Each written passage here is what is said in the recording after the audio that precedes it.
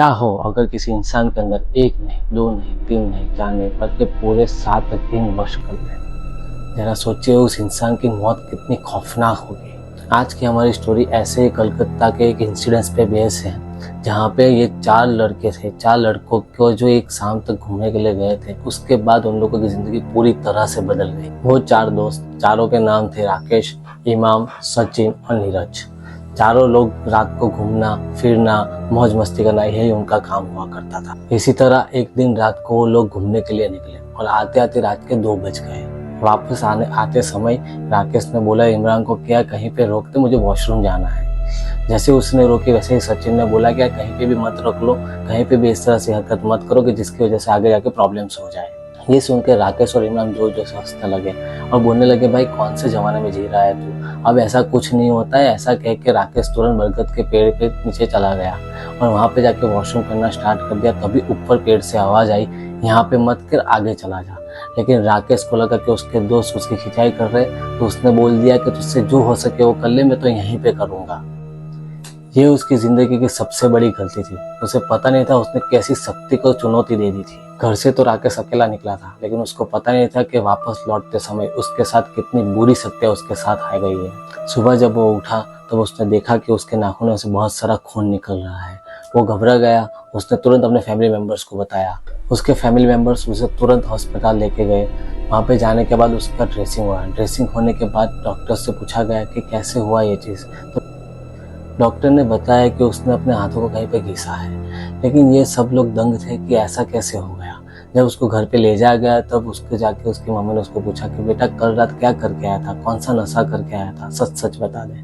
तो राकेश ने बोला, मम्मा मैंने कुछ नहीं किया था सच में। फिर उसकी मम्मी उसके रूम में सफाई करने के लिए जाती है। जाने के बाद जो वो देखती है वो देख के वो दंग रह जाती है। उसकी मम्मी ने देखा कि उसके बेड के बगल की दीवार पे खरोचने के निशान है। और फिर राकेश की मम्मी ने राकेश को बुलाया और बुरी तरह से डांटने लगी। राकेश को पूछा गया कि क्या हुआ था कल रात, सच सच बता दे। तो अचानक से राकेश के अंदर से किसी अलग इंसान की खौफनाक आवाज आने लगी कि तुम बीच में मत आओ वरना मैं तुम्हें भी मार डालूंगा। उसकी मम्मी के साथ सारे फैमिली मेंबर्स को लगा कि ये तो राकेश की आवाज नहीं है, ये किसी और की आवाज है। सब डर गए, पूरी तरह से डर गए। तुरंत उसकी मम्मी को याद आया कि गाँव में एक विद्वान पंडित रहते थे। तुरंत उनको बुलाने के लिए चले गए। उसको बुलाने के बाद उसके सारी बातें बताई गई कि इस तरह से उसकी आवाज़ बटली सी लग रही है। पंडित जी तुरंत आ गए। पंडित जी आने के बाद उसके ऊपर पानी छिड़का। जैसे ही पानी छिड़का अंदर से आवाज़ आई, तू भी चला जा यहाँ से, अगर तू यहाँ पे रह गया तो तू भी मारा जाएगा। पंडित जी डर गए। डरने के बाद वो वहाँ से चले गए। पंडित जी समझ गए थे कि ये मामला उसके बस का नहीं है। वो तुरंत गए अपने गुरुजी को बुलाने के लिए। उनके गुरुजी बहुत विद्वान थे, वो तांत्रिक भी हुआ। गुरुजी घर पे आए।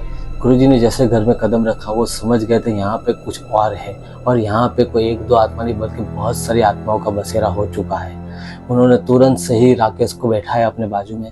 भभूत छिड़कने के बाद तुरंत राकेश के अंदर जो जिन था वो तुरंत से बाहर आ गया। उसने बताया कि हम 1 नहीं 2 नहीं बल्कि 7 जिन हैं और 7 जिनों ने इसके शरीर पर कब्जा कर लिया है। गुरुजी ने बताया कि क्यों तुम इस बच्चे को परेशान कर रहे हो, क्या चाहिए तुमको।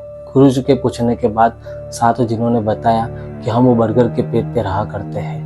ये कल रात को आया था वहाँ पे पेशाब कर रहा था, लेकिन हमने उसको मना किया, फिर भी इसने हमको चुनौती दे दी। अब जब तक हम इसको मार नहीं डालते तब तक हम यहाँ से निकलने वाले नहीं। गुरुजी ने वहाँ पे बहुत सारे मंत्रोच्चार किए, वहाँ पे यज्ञ किया गया, लेकिन उस सब चीज़ों का कोई फर्क नहीं पड़ा। गुरुजी ने राकेश की फैमिली को बताया कि अब कुछ नहीं हो सकता, अब राकेश को बचाना नामुमकिन है। राकेश की फैमिली बहुत बुरी तरह से रोने लगी वहाँ पे और बताने लगे कि किसी भी तरह से हमारे बच्चे को बचा लिया जाए। राकेश की फैमिली उसके बाद बहुत सारी जगह घूमी फिरी, बहुत तांत्रिक को बताया, लेकिन कोई फर्क नहीं पड़ा।